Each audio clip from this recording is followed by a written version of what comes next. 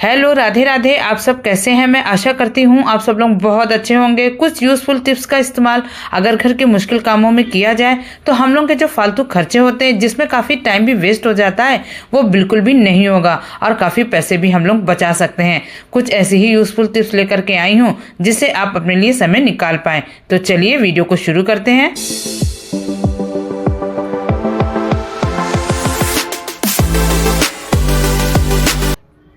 मेरी पहली टिप यहाँ पर ब्रश को लेकर के, इसका इस्तेमाल तो सभी को घरों में रोज़ किया जाता है, लेकिन सबसे बड़ी प्रॉब्लम तब होती है जब हम लोग फैमिली के साथ कहीं बाहर घूमने जाते हैं तो इन ब्रशेस को ऐसे ही किसी पॉलीथीन में या बैग में डाल लेते हैं, जिससे क्या होता है इन ब्रश के जो ब्रशेस होते हैं आपस में मिलते रहते हैं, जो बिल्कुल भी अच्छा नहीं होता है। तो आपको क्या करना है, आप जब कभी सफ़र में जा रहे हैं तो इस ट्रिक का यूज़ ज़रूर करिएगा। आप किसी भी चीज़ में ऐसे ही ब्रश को मत डालिए। आप यहाँ पर ले लीजिए कोई भी पॉलीथीन या कोई हैंकी या कोई कपड़ा ले लीजिए। तो यहाँ पर देखिए मैंने इस तरह थोड़ी सी बड़ी पॉलीथीन ली है।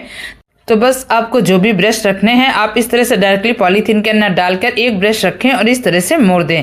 इस तरह से 3 या 4 जो भी ब्रश हो आप एक रख के इस तरह से इसको कवर करिए। फिर एक ब्रश रखिए, इस तरह से कवर करेंगे तो ब्रश के जो ब्रशल है आपस में बिल्कुल भी नहीं छुएंगे और ये बहुत ही अच्छे से एक जगह सिक्योर आएंगे। अब आपको क्या करना, ऊपर की तरफ थोड़ी सी पॉलीथीन मोड़ दीजिए जिससे ब्रश अच्छे से लॉक हो जाए, किसी प्रकार की धूल गर्दा या हाथ इसमें ना लगे। बस अब आपको इस तरह से जो हैंडल होते हैं पॉलीथीन के, आपको इस तरह से फोल्ड करना है क्रॉस शेप में और एक ऊपर से गांठ लगा देनी है।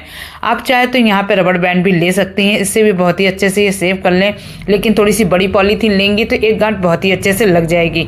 अब यहाँ पे ब्रश बहुत ही अच्छे से सेफ हो गए, इनके ब्रशल आपस में बिल्कुल भी नहीं मिलेंगे और सेफली एक जगह पे इकट्ठा भी रहेंगे, ईजी तरीके से मिल भी जाएंगे। अब कोई भी प्रॉब्लम नहीं है, अगर कहीं आप बाहर घूमने जाते हैं तो इस तरह से पॉलीथीन में ब्रश को सिक्योर कर सकते हैं। ऐसा नहीं है कि हमने एक बार सेव कर दिया और बार बार इसको खोलने में कोई दिक्कत होगी। बस आप इस तरह से एक बार गांठ खोलें, आपको जब भी ज़रूरत है इसी तरीके से गांठ खोल के आप आसान तरीके से ब्रश को निकाल सकते हैं, कोई भी प्रॉब्लम नहीं होगी। यहाँ देखिए ब्रश खोल करके दिखा रही हूँ कितने ईजी तरीके से वो फोल्ड करे हुए और सेफली रखे हुए हैं, है ना। बहुत ही यूजफुल आइडिया। तो पसंद आए तो एक बार इस टिप को ज़रूर ट्राई करके देखिएगा।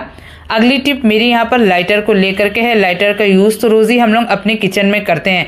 कभी कभी जाने अनजाने में हम लोग के गीले हाथ से भी इस तरह से जब लाइटर छू जाता है तो ये क्या होता है, नमी के कारण अच्छे से काम नहीं करता है। बार बार हम लोग गैस जलाने की कोशिश करते हैं, इससे गैस खर्च तो बहुत ज़्यादा होता है और लाइटर भी हम लोग का बेवजह ख़राब हो जाता है। अगर लाइटर में नमी आ गई है, वो अच्छे से जल नहीं रहा है, तो आपको एक काम करना है, या तो आप इसे धूप में दिखा दें या तो आप तुरंत एक काम कर सकते हैं। आपको यहाँ पर ले लेना है माचिस की तीली को अच्छे से जला लेना है और नीचे वाले पोर्शन में अच्छे से आपको हल्की हल्की आंच देनी है, जिससे क्या होगा, जो थोड़ी बहुत नमी होगी वो तो पूरी तरह से खत्म हो जाएगी और जो इसमें थोड़ा बहुत गर्दा है या कूड़ा वगैरह जम जाता है तो वो पूरी तरह से धीरे धीरे जल जाएगा। तो यहाँ पर देखिए मैंने एक तीली माचिस की जला ली है और अच्छे से इसके नीचे की तरफ आंच दे रही हूँ, जिससे क्या होगा, लाइटर बहुत ही अच्छे से काम करने लगेगा, नमी भी पूरी तरह से खत्म हो गई। अगर आपके घर में धूप अच्छे से आ रही है तो आप धूप में लाइटर को रख दें 2-3 घंटे के लिए, तभी भी बहुत ही अच्छे से काम करने लगेगा। चलिए आपको दिखाती हूँ कितने अच्छे से लाइटर काम करने लगा है। यहाँ पे मैं गैस की फ्लेम को ऑन करके दिखाऊंगी और लाइटर को आप कभी गीले हाथ से ना छुए, जिससे इसमें नमी आ जाए, जल्दी खराब हो जाए। ये बहुत ही अच्छे से वर्क भी कर रहा है। अगर हो सके, जैसे आप खाना वगैरह बनाती हैं तो गैस का बर्नर होता है वो भी काफ़ी देर तक गर्म रहता है, तो आपको एक काम करना है, खाना बनाने के बाद इस तरह से आप लाइटर को इस जगह पर छोड़ दीजिए, तो धीरे धीरे इसमें आँच लगती रहेगी, गर्माहट आती रहेगी और नमी पूरी तरह से खत्म हो जाएगी। यूजफुल आइडिया, ट्राई ज़रूर करिएगा। अगली टिप मेरी यहाँ पर चाय पत्ती को लेकर के है। इसका यूज़ तो हम लोग चाय बनाने में करते हैं, एक अलग सा यूज़ और बताऊंगी जो बहुत ही पसंद आने वाला और बहुत ही काम का है। आपको क्या करना है, यहाँ पे कोई भी इस तरह का कपड़ा ले लीजिए, कोई भी कॉटन का हैंकी वगैरह ले लीजिए। आपको क्या करना है, इसको बराबर पतला फोल्ड कर लेना है इस तरह से, ज़्यादा बड़ा नहीं रखना है, बहुत ज़्यादा क्वांटिटी में चाय पत्ती भी नहीं लेनी है। तो पतला मैंने फोल्ड कर लिया। अब आपको क्या करना है, 2 चम्मच यहाँ पे चाय पत्ती लेनी है और इसको हम लोग इसी कपड़े में फोल्ड कर देंगे। तो चाय पत्ती 2 चम्मच ले लीजिए, बहुत ज़्यादा नहीं रखना है आपको। उसके बाद आपको इस तरह से फोल्ड करना है ताकि ये बिल्कुल भी ना खुले। तो यहाँ पर देखिए एक बार इस कपड़े को अंदर करके एक गांठ अच्छे से लगा देनी है। आप यहाँ पे रबड़ बैंड का भी यूज़ कर सकती हैं, लेकिन आप थोड़ा सा बड़ा कपड़ा लेंगी तो एक गांठ बहुत ही अच्छे से लग जाएगी।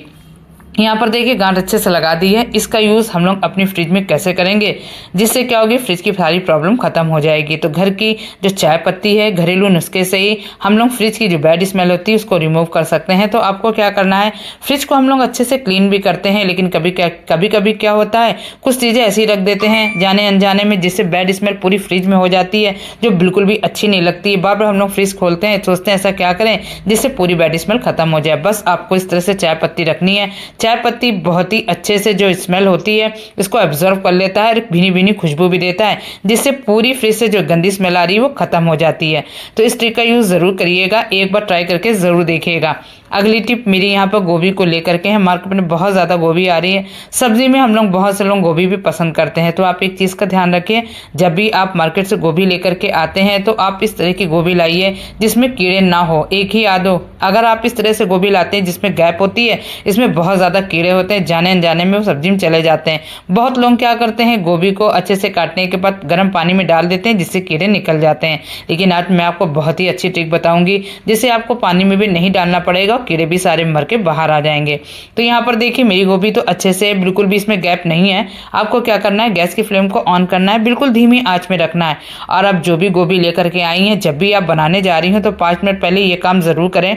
आपको धीमी आंच करके गोभी को इस तरह से रख देना है और उसको धीरे धीरे घुमाते जाना है। चारों सर्कल में आपको अच्छे से चारों तरफ घुमा के धीमी धीमी आंच देनी है, जिसकी वजह से थोड़ी बहुत भी आंच इस तरह से नीचे से जाएगी ना, अगर कीड़े होंगे तो वो मर के तुरंत बाहर गिर जाएंगे।